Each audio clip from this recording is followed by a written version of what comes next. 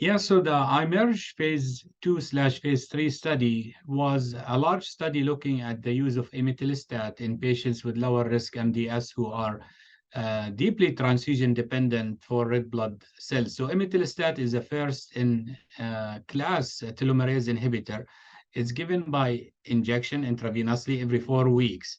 And the drug was studied in the first part of the IMerge phase 2 study, which was a single arm part of the study that enrolled around 40 patients and showed a transfusion independence rate of around 40%. And based on that, the study has progressed to the randomized phase 3 portion of the study, which was a double-blind monotherapy, basically placebo versus imetelstat after ESA failure. So on patients who have already seen erythropoiesis stimulating agents, which are the most commonly used drugs for management of patients who have anemia and lower risk MDS. So the phase 3 portion, which we will be presenting in ASCO in 2023, is looking at that portion of the study. So around 180 patients were randomized in a 2-to-1 fashion between imetelstat and placebo. And what basically I think was most important about the study is that the rate of transfusion independence for patients who are deeply transfusion dependent, so those patients were needing more than 4 units of blood per 8 weeks, and the rate of transfusion dependence was close to 40%. Around 4 out of 10 patients have achieved transfusion dependence in the interventional arm compared to 15% in the placebo arm. So consistent with very good activity of the drug.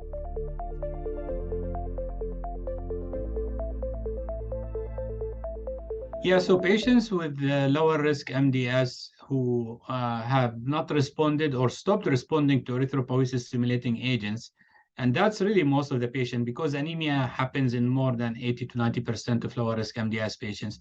And while around 40% of MDS patients respond to erythropoiesis stimulating agents, most patients will lose that response generally within 18 months to a couple of years. So most patients will need additional treatment, or otherwise they will become dependent on red blood cell transfusions, which are associated with lower quality of life, higher risks of morbidity and mortality, not to mention costs.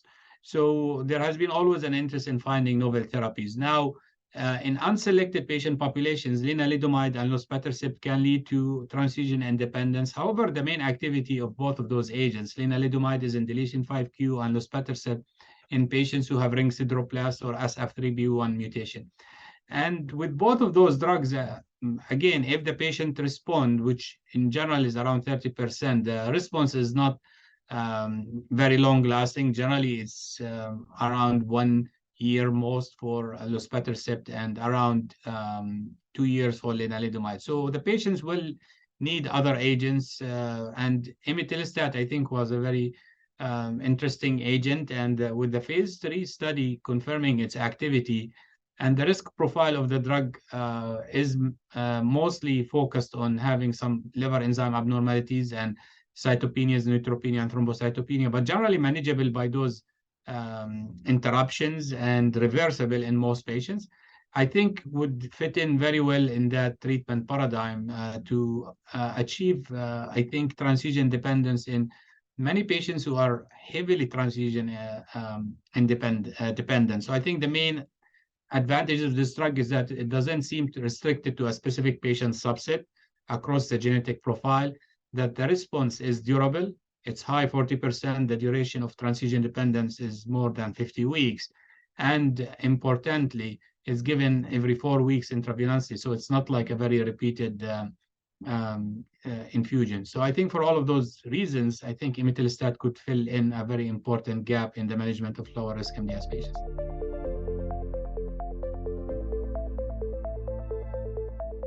Yeah, so I think imetelstat will undergo regulatory approval to kind of assess whether it could be approved in both in the US and and Europe. And I think it could fill in an important gap of unmet need for patients with lower risk MDS.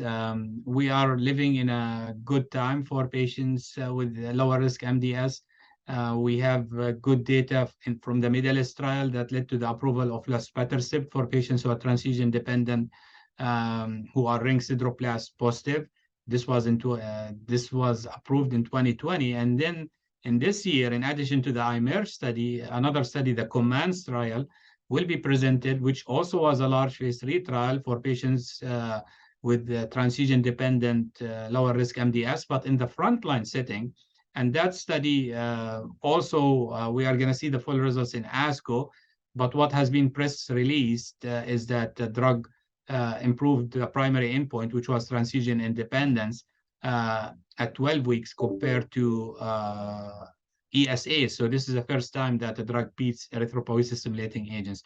So I think some of the moving targets are going to be, how do we subsegment patients by ring sideroblast positive, negative, at the presence of DIL5Q.